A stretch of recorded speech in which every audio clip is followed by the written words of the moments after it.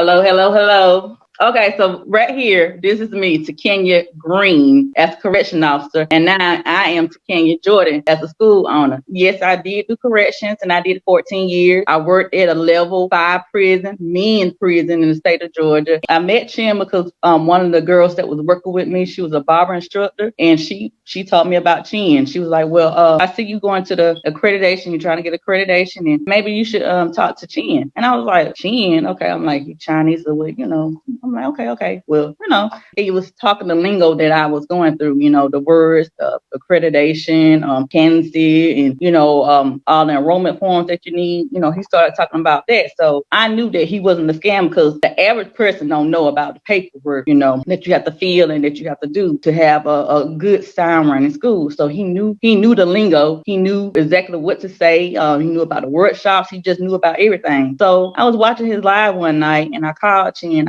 I was like, well, let me give him my phone number. So I put his phone number in and then he called me back. I'm like, I ain't think that man was gonna call me back, but it was really him. He called me back. We talked on the phone. I say probably about 5-10 minutes. It wasn't that long, but he did call me back and he was telling me, what all he did. And I told him, well, the situation that I'm in now, I already have someone like you that I'm working with. I already got a contract with that person, but hey, maybe we can do the marketing piece because I see you do marketing schools. You do well with that. So, I could come in up under that and market. So now, as time went on, I met him in March. We met at a conference in Tampa, and I actually had a extra ticket that I paid for. And I told him, well, hey, I got an extra ticket. Do you want to come? And then he was like, well, I don't know. I'll let you know, blah, blah, blah. So I'm laying in the bed. I get up, get dressed, and then I get a ticket, and then he actually paid me for his ticket. I was like, what? He paid me for his ticket too, I was cool with it because I had already paid for it, but it was just like, he was genuine about it. He wasn't trying to come in as a scam or as anyone that's trying to talk to you knowing that you're married or, because you're a woman. It wasn't any of that. It's just strictly pure business. And that's what I like about him, being a businessman.